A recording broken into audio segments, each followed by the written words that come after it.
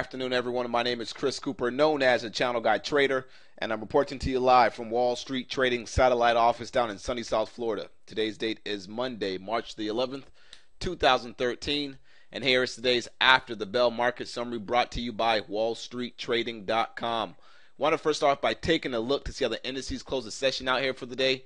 We had the Dow Jones closed up a little over 50 points. The NASDAQ closed up 8.5 points here. And the S&P 500 closed up a little over 5 points. If we take a look at the breadth on the market today, we had 3,287 issues advancing on the NYSE, NASDAQ, and the Amex. We had 2,838 issues declining on the NYSE, NASDAQ, and Amex. So breadth was in favor of the bulls today, but not, by a big ratio, whatever. It's kind of close to just about, a 1-to-1 here or so. So not a big deal. Pretty much mixed across the board, but breadth was definitely in favor of the bulls today. So let's go ahead and take a look at a couple key sectors and stocks that are moving. First of all, the financials were up pretty nice today. Little mixed action in the energy sector and a little mixed action in the technology sector, which we'll take a look at here shortly. So let's start first off by taking a look at the SPY. You can see the SPY daily chart was up 59 cents today here. Volume was pretty light, as there was really no news coming out today at all. So therefore, there wasn't really no reason to sell the market. So we weren't really looking to the sell side this morning. We were looking at the buy side, and that worked out pretty well off the basis that there wasn't really much to expect today. But anyways, the market here, SPY, it's having its 1, 2, 3, 4, 5, 6, 7th consecutive higher high close. So just know that if you're positioning yourself to get long equities right now at the moment, just know that you're kind of working off of this little 7-day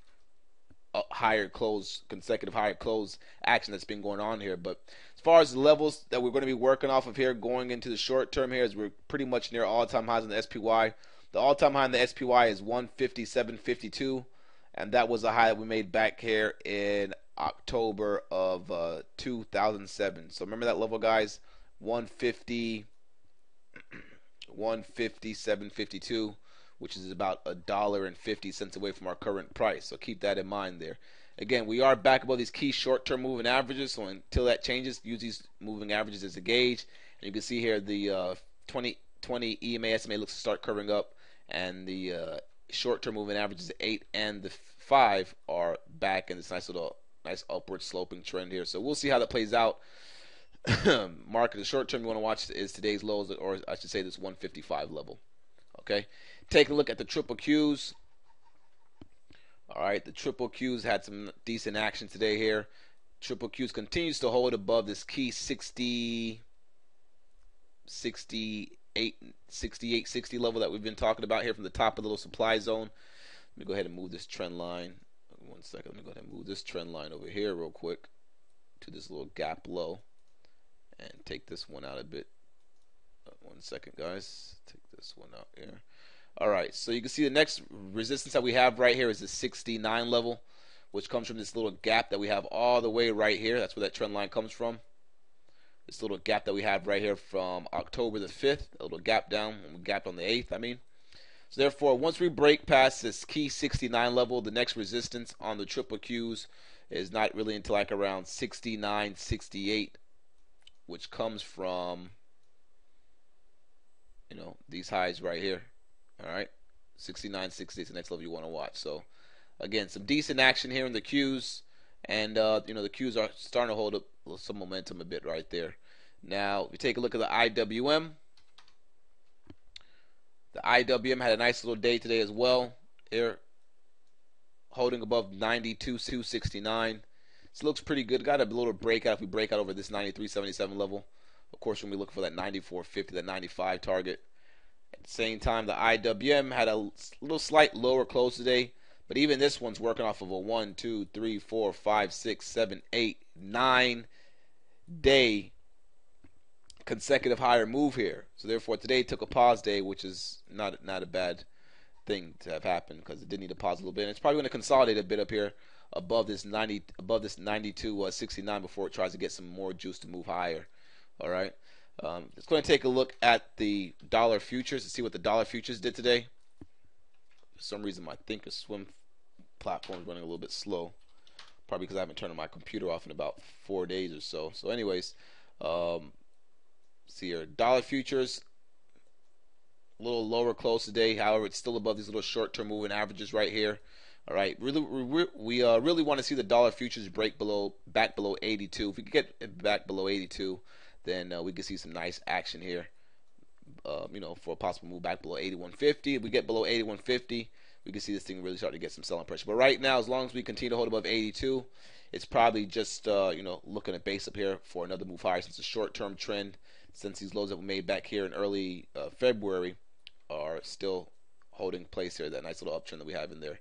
All right, if we take a look at that euro dollar, since we've been analyzing the euro dollar, kind of gauge the market and the currency markets and see how they affect the equity markets. All right, you guys know the euro dollar has been trying to hold that 130 level, and so far it still is right here trying to hold that 130 level. As long as you can hold above this 130 or even 129.60 level, kind of look for this to maybe trade sideways and base a bit till they figure out what they're really going to do here, because this one right here is on the verge of, if it breaks below these lows right here that we made last week, this thing could really get some selling pressure. So we want to keep an eye on that euro, because if that was to happen, they're obviously going to come to the dollar, and of course, if the dollar rallies, the market's going to pull back a bit. So you want to make sure you're watching that euro dollar, of course, along with the dollar futures and everything, and all these little currencies.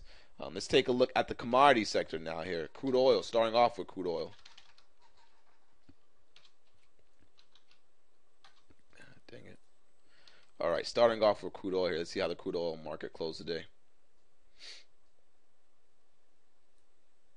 All right, crude oil, little update, slight update in it here. A lot of resistance above us here from these moving averages, and it's just a little prior price action, but I would not be surprised if the crude oil tries to do a little spike back towards 94 to kind of check the little supply zone that we've been tracking, that we tracked the whole time when we were fighting through that supply zone, hit the top of our supply channel, and since we got rejected back. So that key 94 level could act as a magnet to it and make it maybe pop up there. If not, look for it to pull back down towards 90 or so. Or better yet, maybe look for it to kind of really just trade sideways and not really do much at the moment. If you watch the USO to track crude oil, you can take a look at USO, which is the crude oil ETF here. And even the crude oil ETF USO is not really doing anything right now either. Kind of just filling up this little gap that it had from the little gap down. And looks to be trading sideways right now. All right, now let's take a look at gold. Gold was flat today. Really nothing much in the gold sector. But short term, if the gold futures can get above 1587, we could be looking for a move up towards 1600. But right now, you can see here for the past 8 days, 9 days or so, it's been pretty much been trading sideways here. This little range, all right, between say 1585 and 1570. So really not much going on there. And of course, the GDX gold miners, they've been trying to bounce. Had a little bounce action last week in a couple of the names here. But right now, today, had a little bit of selling pressure, down 15 cents. And it's not really doing much right now. You can see they're trying to get us back above this key of 37.50 level. We break back above 37.50, though. We have some little short-term resistance right here from this declining 20-day EMA estimate on the daily time frame around 38.44, which would be the next target. But remember, we're still working off of this little expansion by the way we have from the nice reversal. You can see right now a lot of the price action that we had after that is being contained in the upper 50% range. So there still is kind of like a little bid in the gold miners right now. Probably just off the fact that they're oversold. Either way, I really don't see a big reason to be looking to buy gold miners right now. I think there's a lot of action to be had in some other names, in some other sectors like the financials or the technology stocks. So GDX, it's kind of just doing nothing right here. Pretty much just trading in a range off of this little big reversal bar that we had last week, Wednesday. I really would not be looking to do anything in the miners right now. If you take a look at silver, SLV, so let's see what the silver market did today. Silver was pretty much flat as well, up half a penny and a half here, really nothing. Just kind of same thing here, consolidating in a range. SLV's more or less trading in a range between 27.50 and 28.50. And if I take off these moving averages here, and not the moving averages, but if I take off the trend lines, so you guys can see the chart a little bit cleaner here. You can see it's pretty much doing nothing, kind of just basing out around here. Trading in a range between 27.50 and 28.50. And it is in a downtrend, so this range could be signaling setting up for another move to the downside. But again, it's all going to depend on what that dollar does, the euro, and how these people start to view these precious metals, if they're looking to buy them again now, or if they're going to try to pick them up a little bit more for the cheap, which means they could roll over a little bit more possibly. So we'll have to wait and see there. Just know right now that the SLV is holding this nice little support around 27.50. Okay. All right, so we got to the good part now. Let's take a look at a couple key stocks. Apple and Amazon showed some weakness today. I do believe Apple had a little rumor come out near midday saying that they were going to possibly be doing a special dividend. It's a rumor at the moment. As you guys know, this stock can come out with rumors the whole freaking time to kind of keep it up, I think. But either way, Apple broke the little short-term downtrend that we have right here. All right, got a nice little bar close above it. Could be, ready for a bounce. I would say if it starts holding above this little pivot low that we made right here, we start holding above that 437 level, and that would be the time to get long if it can get a couple more consecutive closes above this key level. Why? Because that would make everybody that got short below that break of this level right here, that will make them trapped, and then of course they continue to push up Apple. Those people that got trapped down here to the short side would need a cover, and that will cause some more buying pressure in the stock and demand for the stock. So we'll see how that plays out. But keep an eye on Apple. Keep an eye on this little level, this 435 level. Holding above that level for a couple more consecutive days could possibly get some buyers convinced that we could get a nice little bounce in Apple. Amazon had some weakness today regarding the selling of a smartphone, or I believe the tablet or something like that. The fact that they're having some production issues possibly at their Foxconn headquarters or factory. So therefore, this stock had a little bit of selling pressure today, but at the same time, it's still holding above 270. As long as it holds above 270 and doesn't get two consecutive closes below that level there, so I would still continue to watch Amazon for some topside action off this little up move and sideways consolidation that we have going on in the name right now. So keep that one on watch as well. Amazon, IBM, this stock's been showing some nice buying pressure. Took a little break today. Still managed to only close the session down 30 cents. But at the same time, this stock needs to pull back a little bit as well. It doesn't make sense for somebody to be buying IBM up here when it gave you a chance to buy, IBM right here at 206, or better yet, 202 when we were watching it for a break past this key trend line for my little channel that we've been tracking in it. So IBM may need to pull back again as well. Some of these technology stocks in the semiconductor sector that were acting pretty well about 2 weeks ago. Let's see what they did today. Have not had a chance to look at these names, but Qualcomm not doing much right now after gapping up and kind of fading away, crapping on itself. You take a look at Texas Instruments. Some of these semiconductor stocks have not really been doing much. Actually, Texas Instruments had a nice day today. The strongest stock in this whole semiconductor index is this Cree stock, which they came out with some news last week saying that they were releasing a new LED light or something like that, and the stock took off. They're expecting more sales. So that's another strong semiconductor stock you could take a look at, Cree.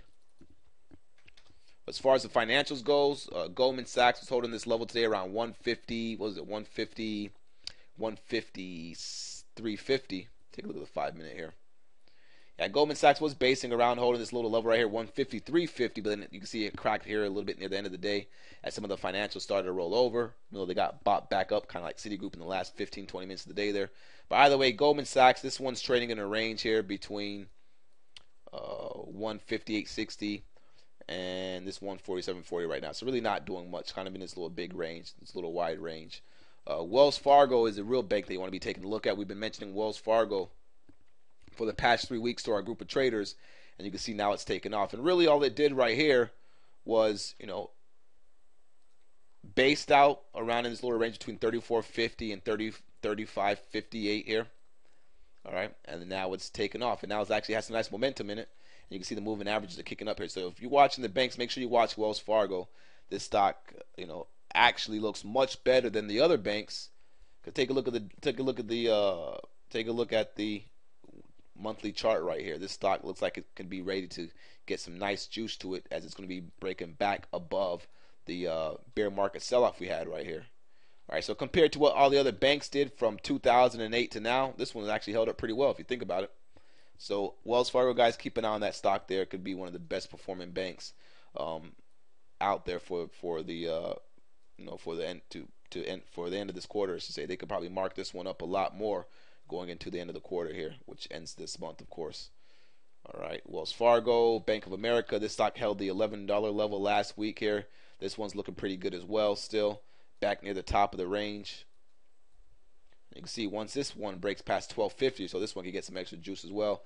This name may need to consolidate a little bit up here underneath this little resistance, but once it breaks, this thing can get some nice juice to the top side as well, as Bank of America has really been a nice performing bank stock. All right, JP Morgan. Let's see what this one did here. JP Morgan.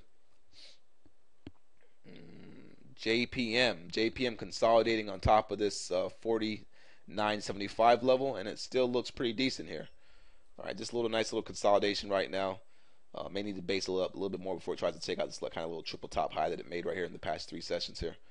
All right, so aside from that, folks, I hope you guys had a great day today. We had a couple names on watch today that we did pretty well in. Facebook was a nice little long that we caught in the morning time. LVS showed some nice relative strength in the morning time as well and gave you a nice little entry on a pullback 15-minute bar entry midday. And you can see Facebook actually sold off back near its lows there. And LVS at the same time as well gave back most of its intraday gains, or if anything, I should say all of its intraday gains, to close the session back on the lows or kind of pretty much flat here. So keep an eye on LVS. LVS may need to pause a little bit. I did not like the little showed that nice little relative strength in the morning time, popped up, and they gave it all back. So it's kind of a signal there's some sellers up here. So keep an eye on that stock. Aside from that, folks, I'll catch you guys bright and early tomorrow morning in the chat room. If you would like to get access to our chat room, go to wallstreettrading.com and fill out the form on the right-hand side for the free trial. Have a great day, folks. Catch you guys tomorrow morning. Cheers.